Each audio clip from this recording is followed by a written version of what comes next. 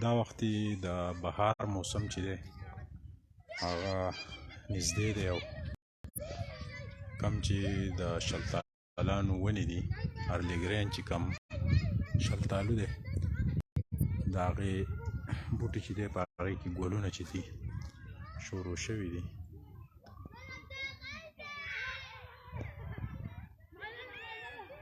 دا وختي چاپیره کم باغونه چې په نظر راځي نو هغه ونې چې دي په هغې کې ګلونه شروع شوي دي او د بهار دې موسم ته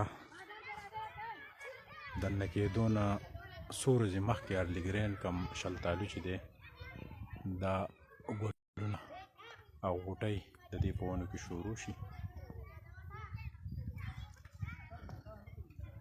یو خو د نن نه بعد چې کمې ورځې شروع کېږي نو تاسو ته به ګلونه شنه شنه کمې غوټۍ چې دي پاڼې چې دي هغه به په ونو کې په نظر راځي.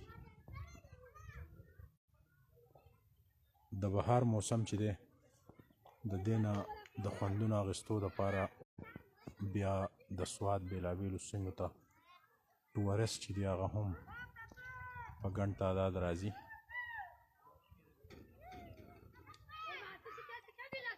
د دې ارلیګرین یا نور شلتالان عموما د دې غوټۍ او د دې چې کم ګلي د هغې کلر چې دی دا فینک کلر وي او لږ سپینوالی پکې لږ شانتي هلکه سوروالی پکې او د دې نه بعد چې دی دا بیا میوه شي. شلتالو عموما د سوات په ځمکه باندې د دې پیداوار ډېر زیات دی او دا باغ چې کوم دی دا لاولنی چې کوم شلتالو رارسي ارلیګرین دې ته ویلی کېږي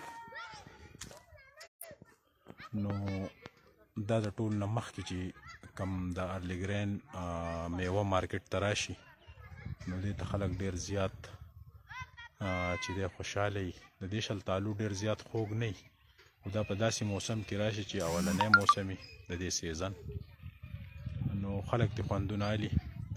د دې شلتالو نه جوس کوي دا چې دی په پنجاب او سند په علاقو باندې هم ډېر زیات خوښوي خو دې خرابېږي ډېر زر نو د دې ایسارېدل نه وي پکار. دا بس چې کله وشو کېږي په ورځ دوه کې د دې خوراک لازمي شي.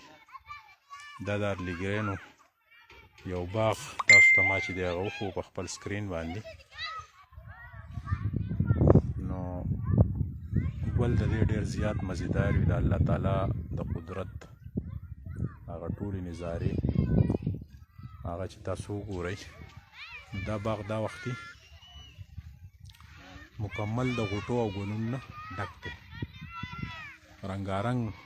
دا وختي د ماښامي مازدیګري دا موسم او د ارلیګرینو دا باغ نو موږ تاسو ته براه راست مناظر وښول چې تاسو دې نه خوندونه واخلئ.